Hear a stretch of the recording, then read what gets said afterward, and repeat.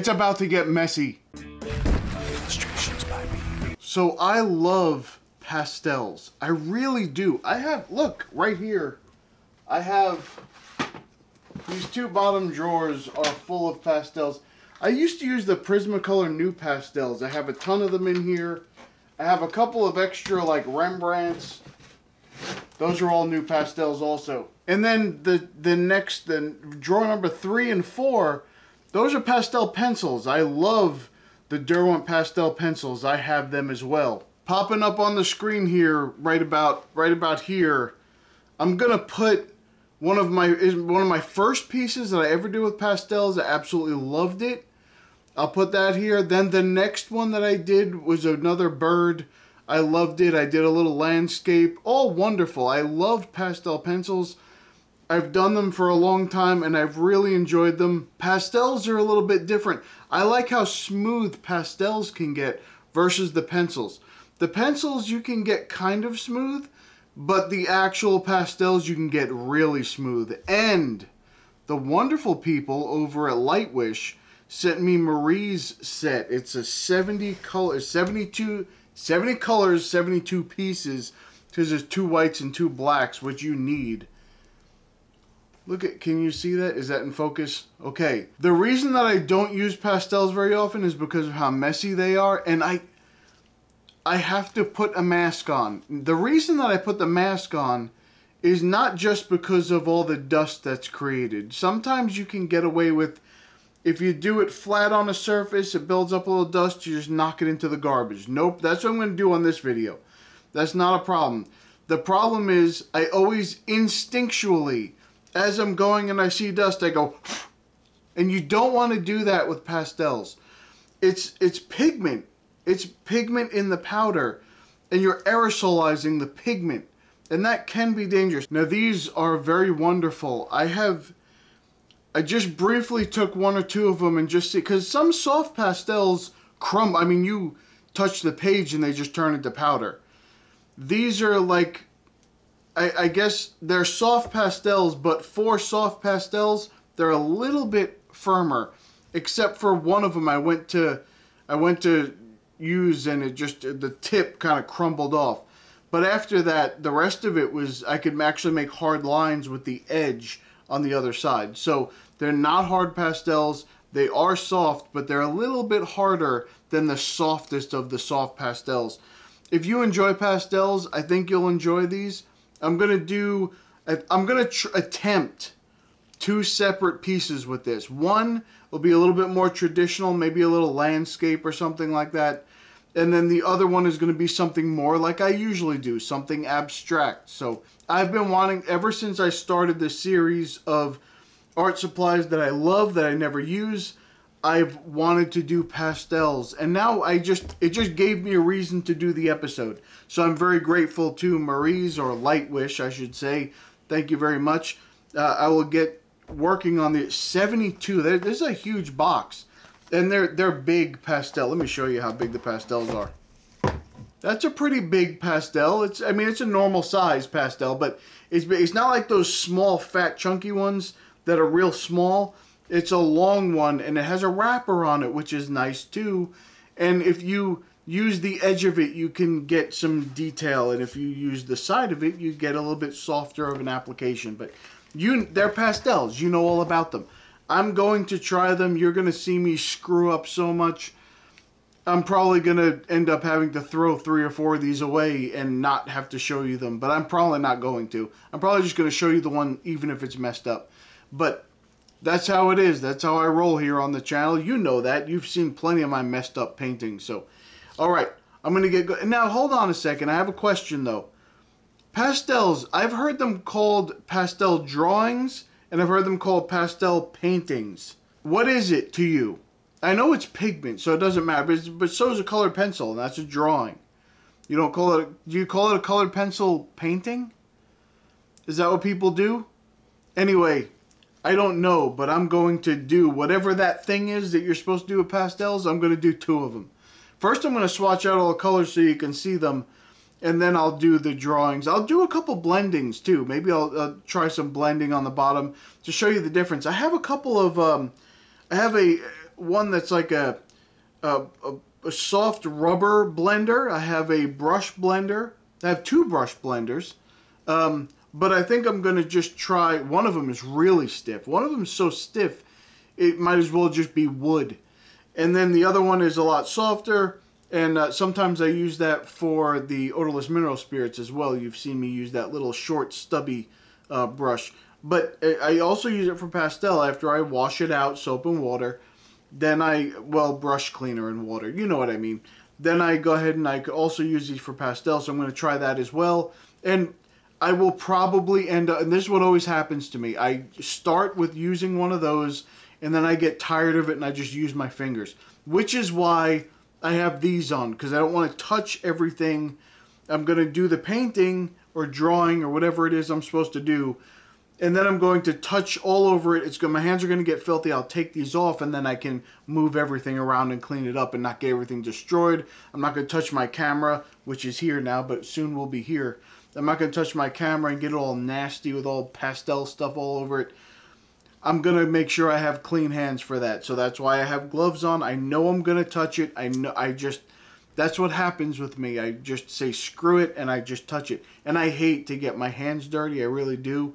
So when I work with graphite especially, I hate to get that graphite all over the side of your hand. It drives me nuts. I know people use paper. Put the paper on top. But I don't want to do that with the pastel because I don't want to smear anything. So I'm just using gloves. That'll be fine.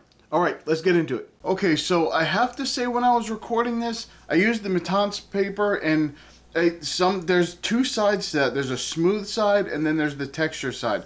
On the actual swatching, I'd used the rough side. When I did the drawing, you will see me use the smooth side. I enjoy using the smooth side to put down the pastel. I didn't know how it was going to hold on to the paper, so I used the textured side on this one. This is like a very, very light gray paper that I do the swatching on. I wanted the white to show up. That's why I used the light gray instead of just a white piece of paper.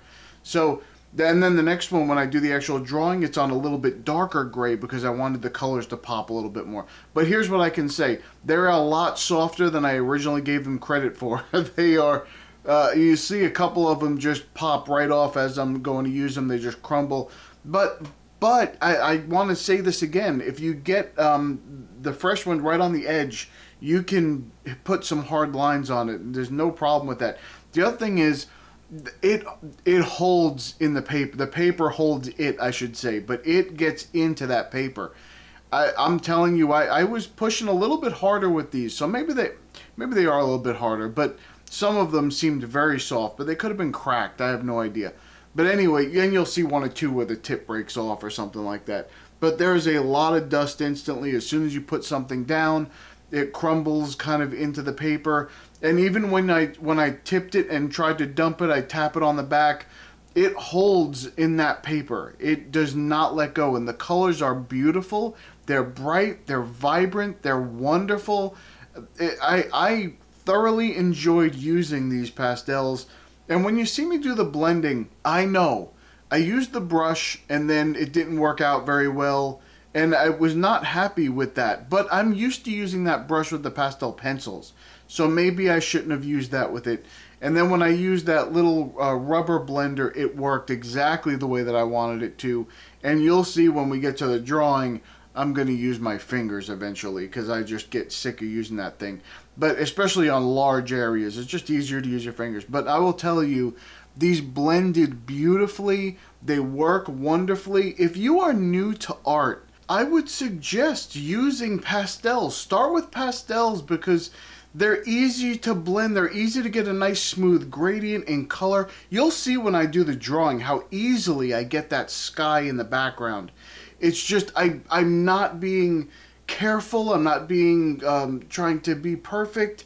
And you just blend it together and it's beautiful. So anyone who, I'm saying, anyone who's getting started and you just want to get used to using color and you want to get used to blending colors, give pastel a try. It's a great medium to use. They should probably only be used outside or in a place where you don't mind getting dusty and dirty. I'm in an office setting with a lot of electronics, so I would not use these in my office setting like this, in my studio setting here.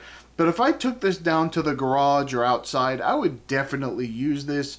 and I would use it quite a bit because I really enjoy pastels. I'm so glad I got this set. I'm so glad they contacted me because I want to get back into some pastel work. I absolutely love it. And I did. I spit all over the inside of my mask because one of the first things I did as soon as I saw that dust is and blow everything everywhere. It was dumb. It was a dumb move. Don't worry about that. But what I want to say about these is right now is I enjoyed them. I think they were beautiful and they blended beautiful. So let's get into the drawing. Now I know I'm using the paper laying down. A lot of people use it like sitting up, like an upright on an A-frame, or sometimes even with the top tilted forward, and they have a little catch tray. That way they can scribble with the pastel, and as the dust falls it catches in that tray and then they can dispose of it, and but it still will get some on the floor as well and things like that. It didn't bother me to do it while it was laying down. The thing that does bother me a little bit, and it didn't in this piece, but if you're trying to do something very detailed, it's very hard with the pastel. So if you need a lot of control and you need to be very detailed, then that may not be the correct one to use the actual pastels. You can get some detail, but with the soft pastels, it's hard to get like that, just the solid straight line. You're probably it's gonna move a little bit. And then if you have it laying down and you dump it, sometimes that pastel powder spreads across the page because it does hold on to it very well. It doesn't just fall off the page. Sometimes it sticks a little bit.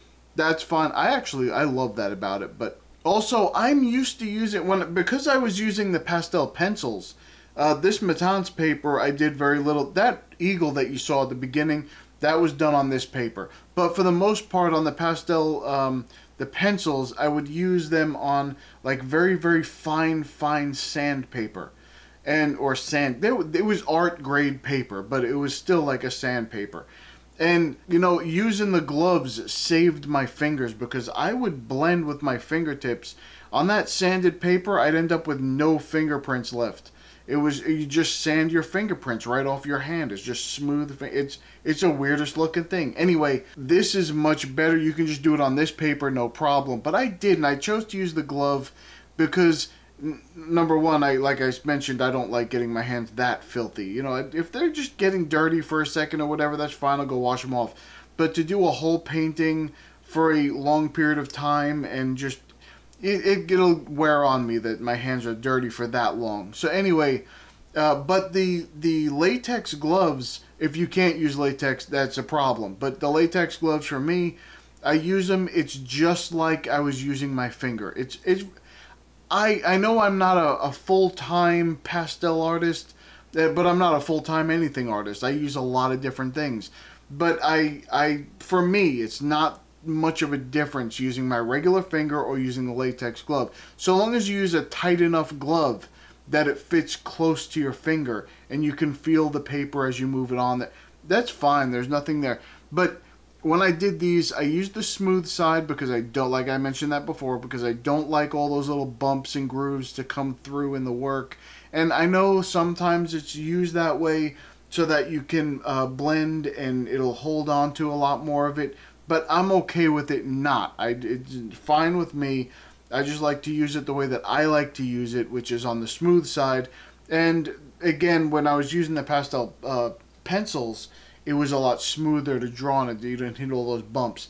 However, I made a big mistake on that second piece because I tried to use the pastel pencils on it.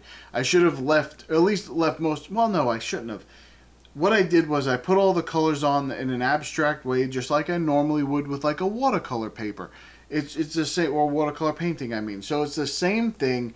The difference is I wanted to put the line work in, and when I did that, I grabbed some pencils, and I was going to add the pencils to it. But because I put these on so thick and really worked them into the paper, all I was doing was scratching up the actual pastel. You'll see me do it. When I tried to put the pencil on, it's scratching the pastel. So then I said, well, let me just at least put on the outside lines and the black pencil, whatever. That didn't work either because, it worked. I got the line on the paper, but I wasn't happy with it. I was like, no, it's not enough contrast. And you know I have to add contrast. I couldn't just leave well enough alone and just leave the color on the paper where it was. So what I did was I took the black pastel and I went around all the lines like I would with the big thick line of the black pastel. I made it a little bit darker towards the bottom, and then I went and blended it over. I should have left it right there. I was extremely happy with it right there. But of course, like I just said, I cannot leave well enough alone. So I went back in with a white pastel and then went over some of those lines. And in the end, I think it looked more like a graffiti piece instead of what I normally do, which is fine. But I would have liked to not have added the white and just leave the black the way that it was. And then I go back in. I made a couple of the colors a little bit brighter because the black kind of toned everything down. It was like putting a mask over it. But that's okay. I in the end, I was happy with it. I just wish I didn't put the white on top of it. I should have just left the black and made it maybe even a little bit darker towards the bottom and just made it a little bit more black and have the color kind of coming up out of it. And I think that would have been a little bit better. But that's okay. Like I said, I'm happy with it. Everything was wonderful. Just like these people who are wonderfully well people. Or they're good people. I like them. I like them a lot. And that's no lie. They're a part of the reason of why I can do these videos, and it's a wonderful thing. So thumb up the video if you are going to try some pastels or something. Pastel pencils, pastels. Look these up. They are a great pastel. I used to use the new pastels a bit, and they're a lot harder than these. But these blend so much better. And I wish I would have had these before. I have a couple little, maybe a couple Rembrandt or something, but even those are very stiff. They're harder. These are much softer, and I absolutely love them. So I'm so happy to have them. I'm going to do some more pastel paintings, that's for sure, or drawings, or whatever it is that they're called. Alright, if you would like to join our community, go to illustrationsbypete.com. You can come in, you can put your own artwork on the site and promote it. You can find some inspiration in the free reference photos. You can just use them however you want in your artwork. You do not need to credit me. Or you can come into the forums and talk to some people and maybe give some advice and maybe find a little bit of information that helps you. So come check us out. Alright, that's about it for me. I'm going to go. I'll see you in the next one.